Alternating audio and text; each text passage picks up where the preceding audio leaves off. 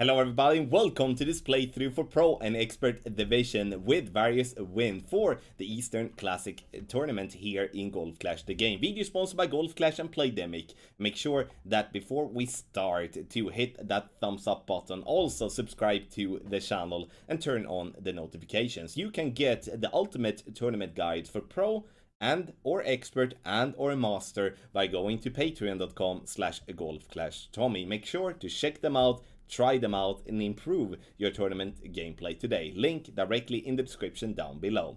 Follow the info box on the right hand side to get the club distance adjustment, elevation adjustment, also what ball and club type I do suggest you to play with. Have in mind that all of the information in this video are just suggestions. You don't have to follow what I do suggest, but there's always a plan behind it. Make sure if you do have any questions, comment in the comment section below or contact us through email to support@golfclashtommy.com. Thank you for watching, and let's go to hole number 1.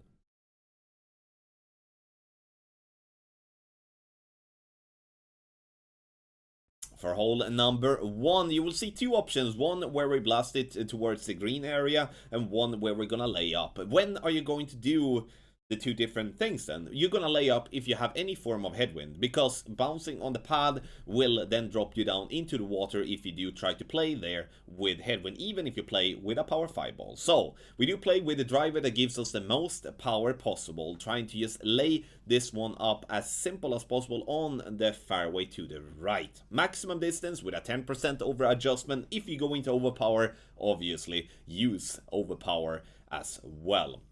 You can see here that we're getting it down, and I like to get into this spot where I'm just in the center of this shadow from the tree coming from the left. That's kind of like what I'm looking for there. Now, second shot is going to be played with a short iron to pin with a direct crosswind. This is not going to be that easy, especially when we play such a downhill shot here. 20% elevation is what we're using, and we're going to have to go through club distance. So in that case, true club distance, it's just going to be, you know, a little bit too much estimated from my end when I shot this shot here before. But, you know, we can tweak that and we can make that work. Obviously, on this hole, playing with a crosswind or, playing with headwind from the drive and not being able to go to the green area in one is obviously going to make the eagle much tougher to get. But let's say that we do have somewhat a little tailwind angle or just a flat crosswind angle. What should we do? And that's what we're going to take a look at now. For hole number 1, the blast option. We're playing in a minor tailwind here, but even if we just have a flat crosswind as already explained, we shall go for it. For topspin here, and I'm starting to be just at the center of the fairway in complete max distance. Adjust max plus 10, push up to max if needed, and in this case I'm going to use 4.5 rings of overpower with a slight curl to the left.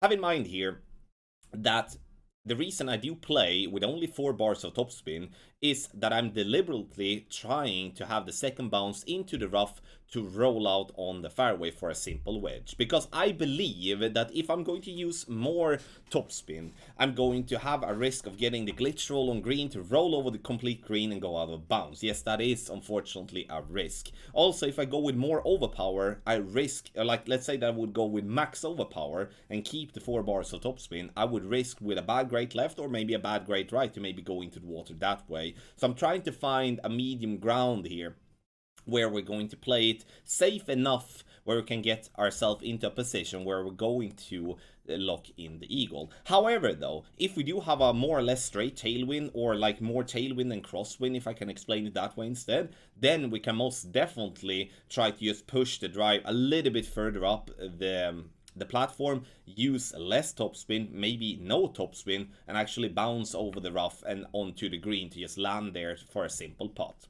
The wedge, if you end up there, is played 20% elevation through distance. This is a finicky wedge. Try to find the spot that is a bit forgiving by going a little bit left up on the hill for the ball guideline to fall down. Even though I adjusted 5 rings, I was barely outside the cup with my adjustment. So it's a very consistent way of playing the wedge on that hole. So in the end, hole number 1 in tailwind is an absolute must eagle. In crosswind or headwind, or like crosswind, I would say is a must as well if we play on the pad. But if we do have a headwind, it's not a must eagle, but it's still going to be a very good chance.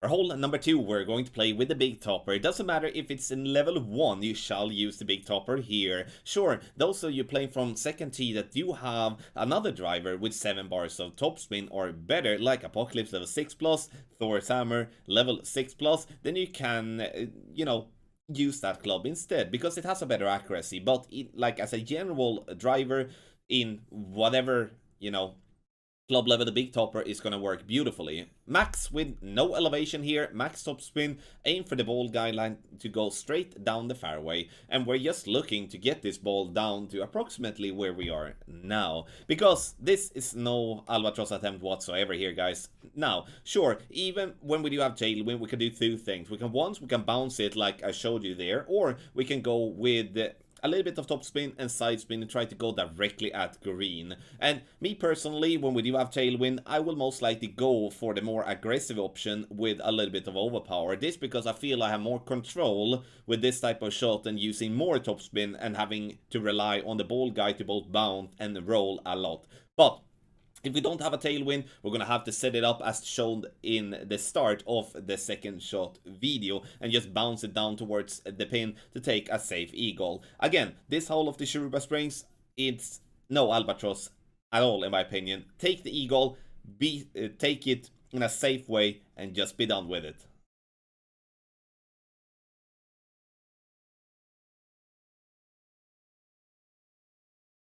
For hole number 3, we're going to play a par 3 that is a very difficult par 3 to play in a consistent way. So I decided to play with a power 3 ball to find complete minimum distance on the left side. And I'm using the blue ring to be just by the rough line. 3 right spin. You can see that the backspin that I choose to be playing with in the end is not going to be 1.5.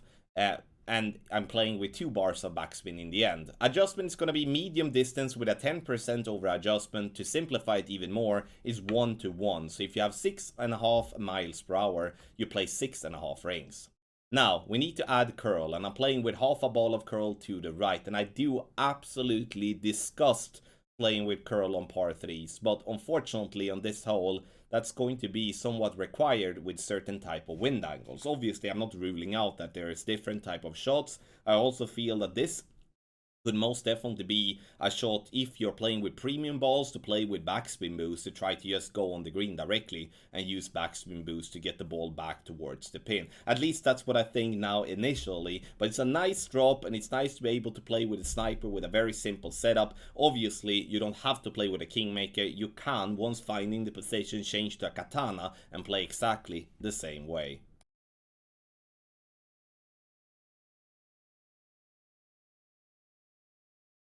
For hole number 4, we're going to have a very good chance making an eagle. And here, if we do have a headwind in any form, I would like you to play with a power 3 ball and with the driver that gives you the most power possible. And in my case, that is the extra mile level 8. Start at max with the bullseye centered on the fairway. Maximum distance with a 10% over adjustment, max topspin, max side spin to the right, and then we go half a ball of curl and almost close to max overpower.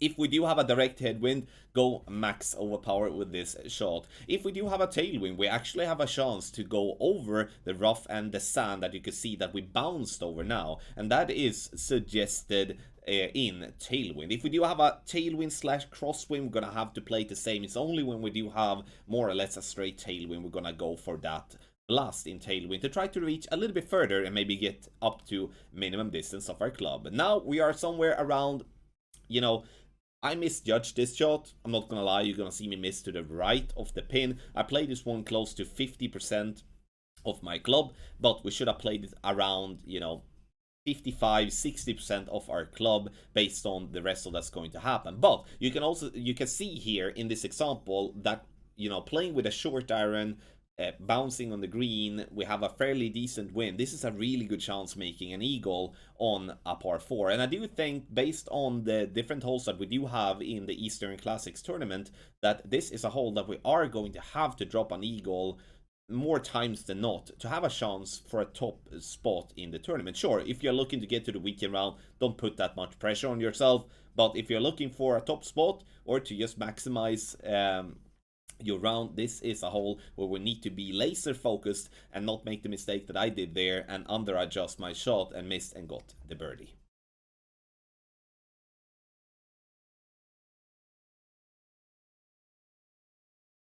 For hole number 5 in tailwind, we are going to use the Goliath to do a rough bump. And the Goliath is not a common long iron nowadays, as we do have the Grizzly with a very good ball guideline, but as the Grizzly would go in between clubs in this scenario, that's why we're using the Goliath. So ball guideline short of pin when we do have tailwind, and we are aiming for the rough, obviously. Yellow rain to be just by the sand trap line at the plus 3 yard mark. Maximum distance with a 25% over adjustment.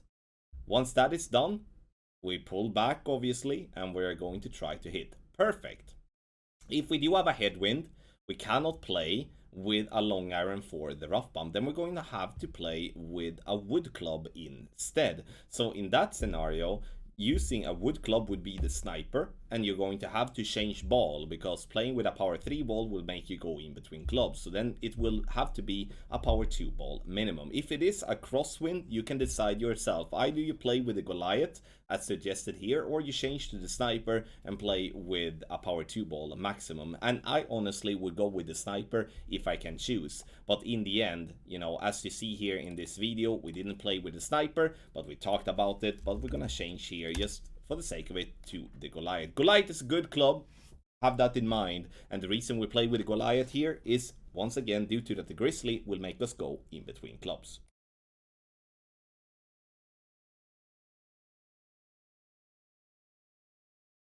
For hole number 6, here we, if we do have tailwind, we can decide to do two things here. One, we can go and blast it, trying to reach to the can we call it the third fairway at the top, or we can just lay up as I'm doing here in the video. This hole for me is a pure a pure eagle hole, not albatross hole, and that's what we're going to play for as well. The rock is to play, adjust max plus 20, adjust with spins, so you aim for the top end of the fairway, because that is important. You do want to have the ball to be as close to the top of the first, or like the fairway to the right possible.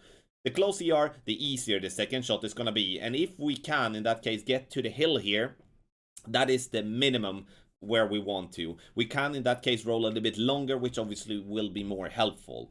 Now, we can do two things for the second shot. Either we can go for a rough bump and to try to push it for an albatross, or just to bounce it out there. Or we can use the Guardian and use max backspin and go for the fairway / green. I would personally go for the Guardian, but in this scenario I go for the rough bump because I wanted to try it out and see how it looks. Again, disregard the Cataclysm level 8 because I understand that playing from the second tee, not everyone has that level of club, but it's the same type of idea and there's thought process. Like, either you go for the rough bump or you go for a backspin shot with the Guardian, regardless of what level you have on those two types of wood clubs. No elevation for the second shot. The only reason I would change that is if we are having such a short drive that we do adjust down from the cliff, then we need to play with a negative 10% elevation, so minus 10% elevation. But if we are not doing that, then we play with no elevation, and that's going to be the play for hole number 6. But this one, once again, as hole number 2, extremely difficult par 5 to get anything else than an eagle at. It's easier to get a birdie than it is to get an albatross. So be careful, and, you know, don't be that disappointed with an eagle here on hole 6.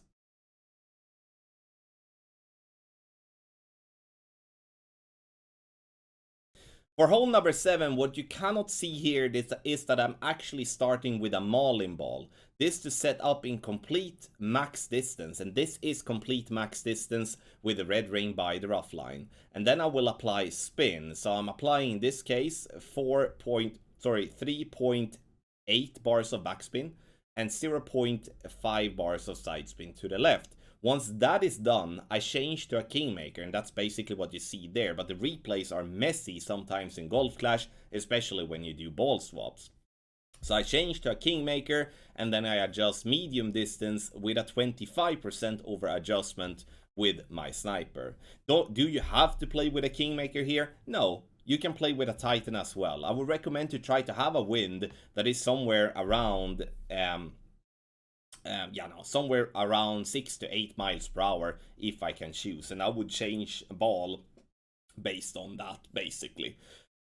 Why do I go through this trouble by starting with one ball and then changing to another? It's because this is a hole where finding a landing position that is going to be easy to find the same spot all the time is difficult. Then I choose to play with a power zero ball to find max distance, to know that I always going to have a very firm and nice landing position to start with, and then I can change to whatever ball I'm going to adjust for. Have in mind though that if we do have a tailwind or a flat crosswind on this hole, there is most definitely a rough bump in play. I'm not ruling that out that there will be in headwind as well if playing with a premium ball and a driver, but the rough bump is definitely an interesting thing to having the back of your mind, because again, it's a wind angle dependent thing when it comes to rough bump. If I would show you one rough bump with one specific adjustment, that would not apply with every wind angle trying to play the rough bump, and it might not even be the same position all the time,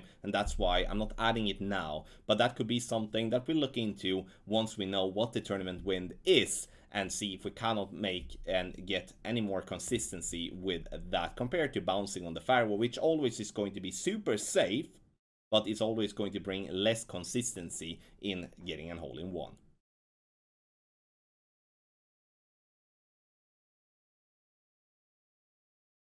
For hole number 8, par 4 of the Shiruba Springs, we're gonna play a no movement drive here. We're not gonna touch the target until it's time to adjust the rings. I play with the Katana ball, which is a power 2, side spin 3, wind 2. Adjustment is gonna be maximum distance with a 20% over adjustment, and 3 side spin to the right and 4 bars of backspin.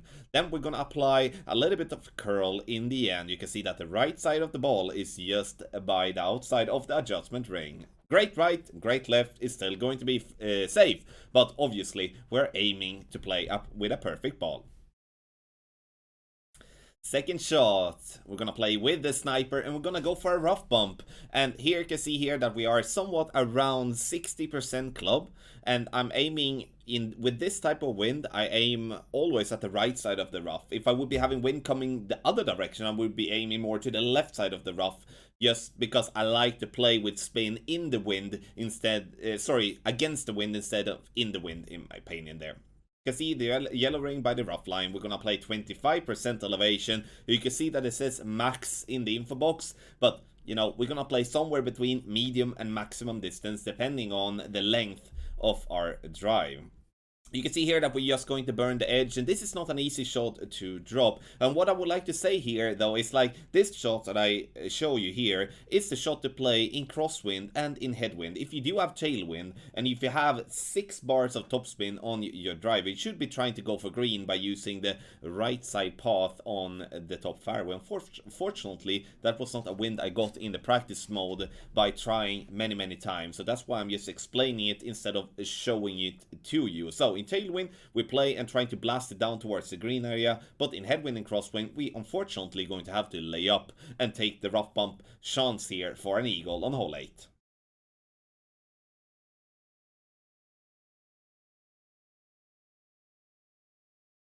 For hole number 9, the final of the par 5s and also the final hole in the tournament, we play with the rock when we do have a wind coming right to left. If we do have a headwind, I would play with the extra mile or Thor's hammer or Apocalypse that gives me more power. But as we do have a flat crosswind, we can play with a driver that has a good accuracy, which will help us a lot, especially if we do hit great. Maximum distance with a 10% over adjustment. You can see that I'm using half a ball of curl to the left. I would say if we do have a wind coming right to left here, be careful with the curl that you're using, because, you know, it's no point in being so close to the rough that I am here with my shot. So reduce the curl a little bit to give yourself a more space and also room for a great left. Max side spin to the left, and you know, the top spin that we're going to use slash backspin is going to vary for the first shot. Second shot, we play with our sniper, and here it is insanely good to have a sniper because of the ball guideline. And depending on where you end up, and that could be all from maximum distance to medium distance of your club, even to minimum distance of your club. So you're going to have to adopt the club distance adjustment that you're going to use. Here, it's very important when you do have tailwind to leave the ball guideline slightly short of pin, because this ball is going to be pushed a lot, and that is kind of a famous, not famous, but it's a common thing on this specific hole.